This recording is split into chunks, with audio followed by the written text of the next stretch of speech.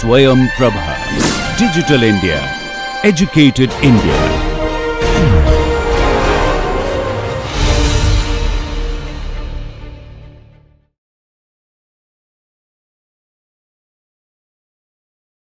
So there comes the idea of centrality scheme. So when we talk about centrality, this is what is our contribution. So we have improved on addition of these edges based on the idea of centrality in a network. Okay. So by centrality, what we mean is you look at a node and you kind of calculate how much central it is to the network. So by central, how much important that node is on the network, right. So that gives a feeling of being being at the center, right. Like I stand here and I am the centerpiece today. Like that you feel that if there are certain nodes in the network which has that property.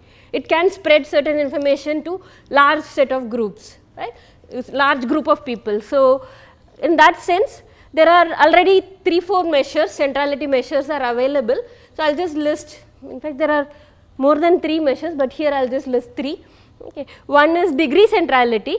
Degree centrality is nothing but you just look at the degree of every node. So we say that max degree, the node with max degree is going to be highly central. Obviously he is that person who is connected to most of the people in the network when we compare it with other persons. So degree centrality is one simple centrality measure. So based on this measure also we can add edges. Okay. If I want to still improve, I can look at this centrality node and I can just keep adding this measure. And the other one is betweenness centrality. Okay. By betweenness centrality, what we mean is given two vertices, a pair of vertices. Okay. So you look at the shortest path, sigma st denotes the shortest path connecting Sn, I should not say shortest path. Look at all the paths connecting Snt. Okay, because shortest path may be only one, but here look at sigma st is nothing but collection of all paths connecting Snt, right. What about this st, sigma st of V? Through V, if you pick up a particular node V, you count how many such paths which connects Snt go through V. Okay, so this intermediate node V will be playing our betweenness node. Right. If there are many paths that connect to this network, this particular node, then we know that that guy is important, right. Many people have to cross him at some point of time, or he is in such a position that he is connected to many people, right. Even though his degree may not be more, but he may be sitting in such a position where every path needs to go through him. He could be a cut vertex also, right. So betweenness centrality is another measure which works most often in a very nice way. Closeness centrality. So by closeness centrality, what we mean is given you look at every pair of vertex, you see how close the nodes are. You are kind of bringing them close together. Right. So you look at d of uv, all the distance between every pair of vertex. Here we will look at shortest path distance. Okay. So you look at sum of all the distances you take and you just divide it by n minus 1. The maximum could be n minus 1 diameter, right. So you are just taking the inverse of that, and n minus 1 divided by this sum of all the distances you are taking. Okay. So this gives you a closeness measure, right. So when I take sum of all the distances and inverting it, it makes you closer, right. How much ever far you are inverting it, it becomes like closer you are. So you have the closeness centrality. So these are some of the centrality measures that we were interested in, and like this you can have lots of other things also. So for these parameters, if you look at this graph, we can see that this vertex j is having the highest degree centrality, right. He is the guy with maximum degree here in this network. Okay. So this, if I am going with the centrality policy, then I would have chosen this vertex j, and I will see which other vertex I should be choosing to add an edge between j and any other node I can just choose, right. For betweenness centrality, you can see that this h is going to play a crucial role, because every path on this side will have to go through h to connect to the vertices on the right.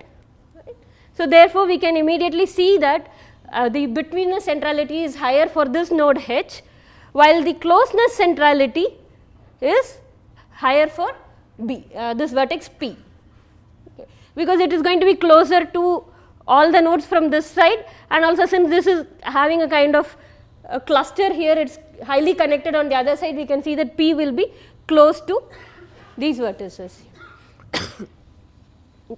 So these are some of the centrality measures. So using these centrality measures, if I want to add edges, I can add any way I can add, right. I know the centrality values now for every node, because we are calculating centrality for every node, right.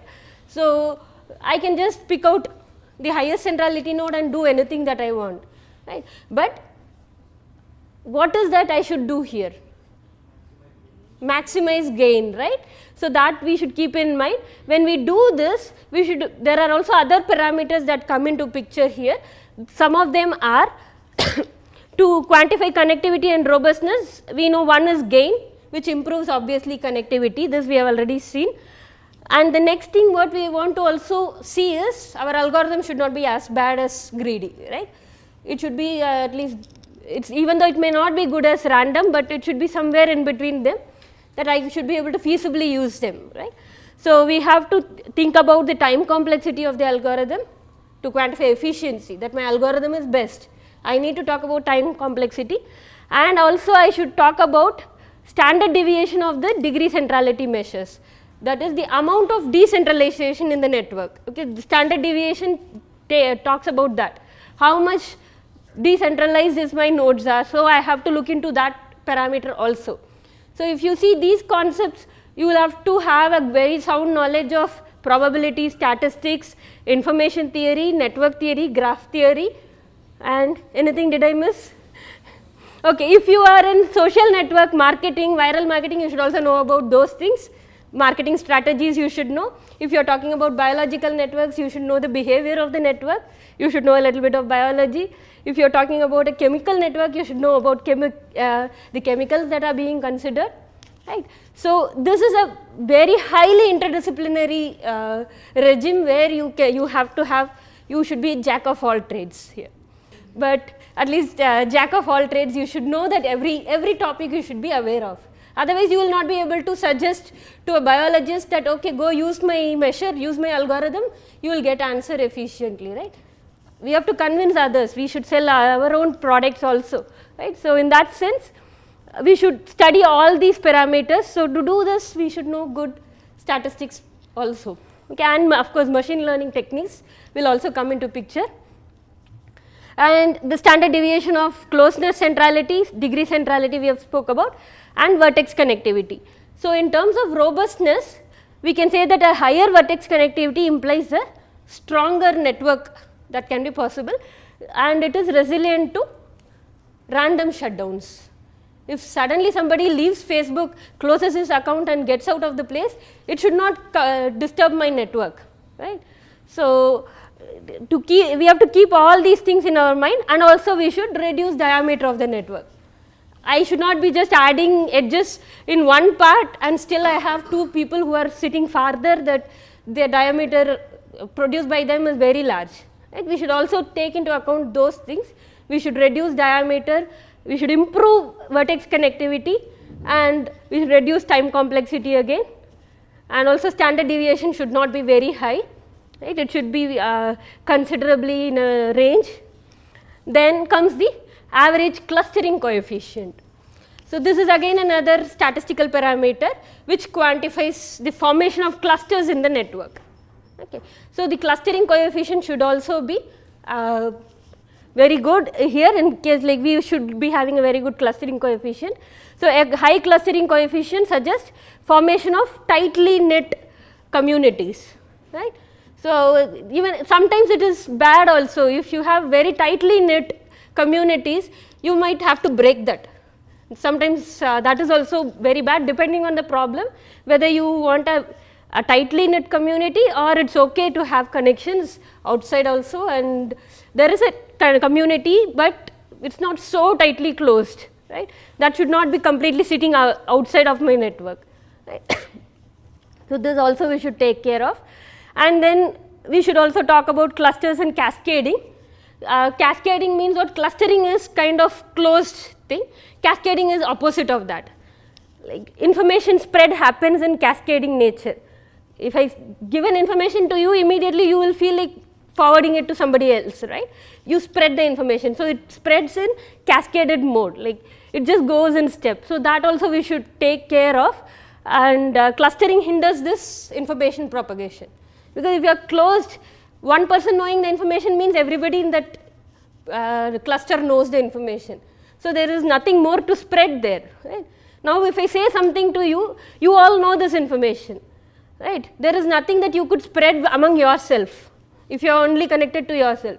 Unless you are connected to outside world, you can go and speak about these things, the information that is said to the outside world, right? So, in that sense, you can see that clustering and cascading are opposite behaviors. If you have very highly knit clusters, cascading will become a very difficult task, right? And then comes our algebraic properties. Algebraic connectivity is one major role that we have already seen how we are identifying clusters, right. So, algebraic connectivity, as we saw, it is the second smallest eigenvalue, and algebraic connectivity is greater than 0 if we have a connected graph, otherwise it is going to be 0, right. And it quantifies robustness of the network.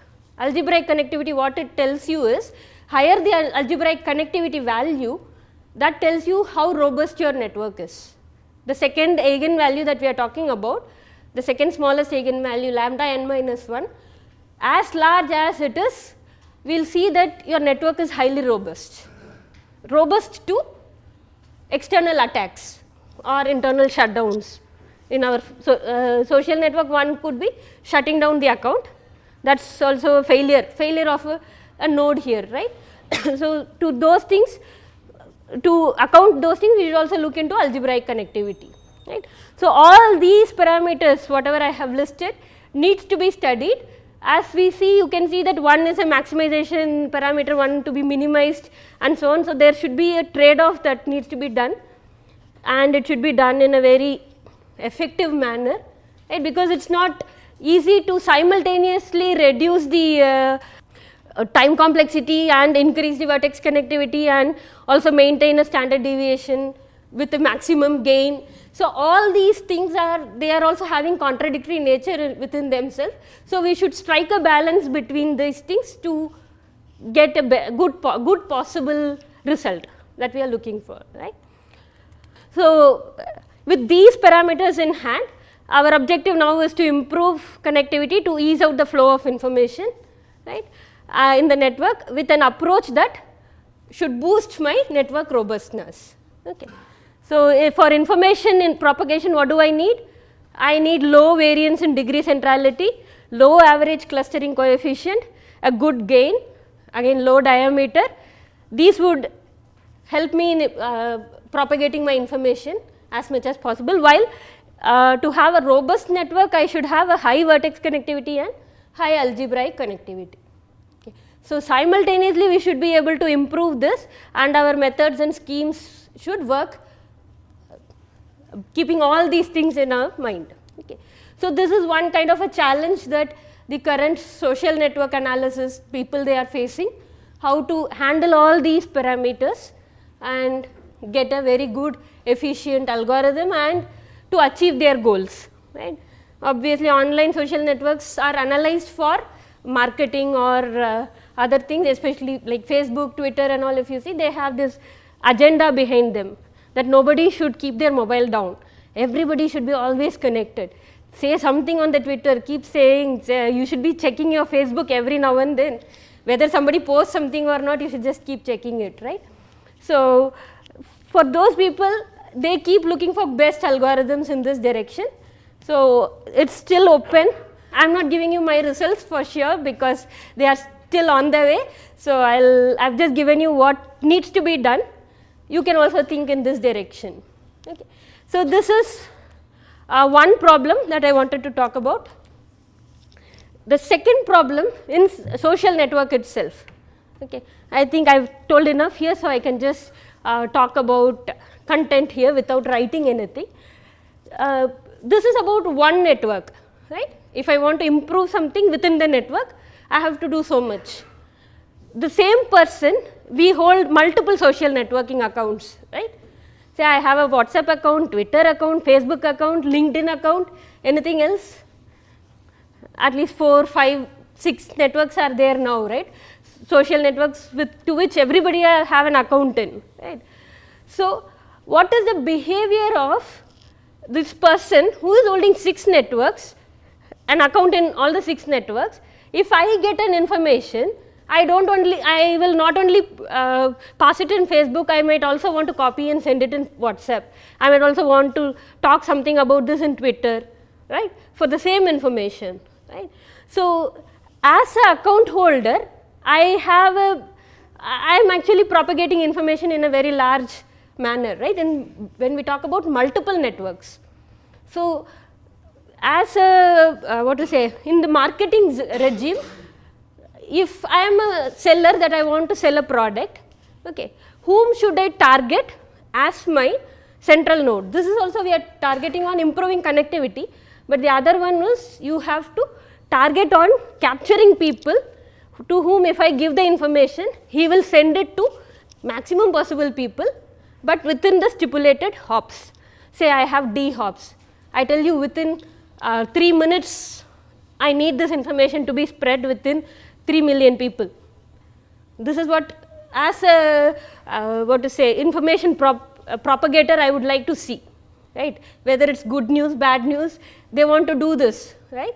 Before it is being stopped, I mean nowadays there are lots of viral messages which are wrong, that gets propagated so fast that before somebody could say no this is wrong, it gets done, it does its job, right. So, how do we capture this essence in graph theoretic language? So, this is called as analysis in multiplex online social networks. So, by multiplex networks what we mean is you capture all these accounts. There are different networks, like Facebook network is there, Twitter network is there, WhatsApp network is there, like this you have different social networks. You have to find a connection between them, because the connector is nobody else, the user, right, because he is holding an account here and in all the social networks. So, I have to now catch hold of this and I should be able to propagate the information. I should find minimum number of such people. I have to make it optimization problem, right. Find minimum number of people who holds accounts in multiple networks, such that within these steps they will propagate information as much as possible. Okay. So, this minimum number of people is what we call as a seeding set. They will be the seeding set. So, if I want to seed my information, I have to just give it to these people and they will take care of the business of propagating it within these many hops. So, I have a k is the minimum number of seeding set, and D hops, within D hops or within D steps I should propagate. Okay.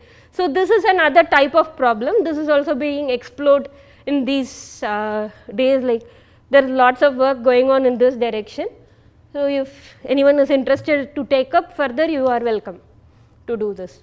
Actually, there is a problem in this, technical difficulty is there, because none of the networks will give you the metadata, right. Personal data is not shared, that is what the sharing policy they hold.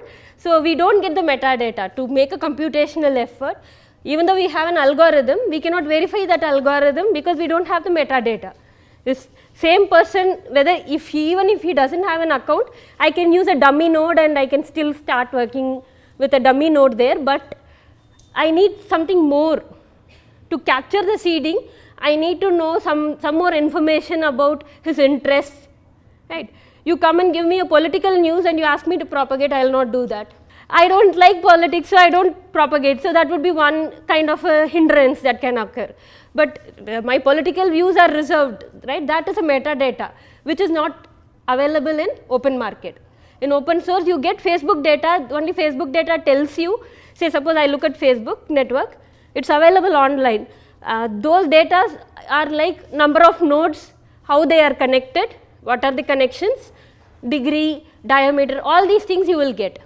but a metadata about the person, that you will not get, right. So, we need to capture all those things also when we are talking about information propagation in multiple networks or even within the network. We should capture all these points.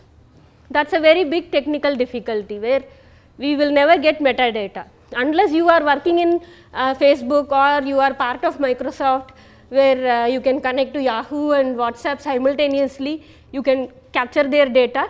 As an employee, I can use those data, right, but as an outside person, we cannot have those data. So, that is a big challenge, but algorithms can be developed.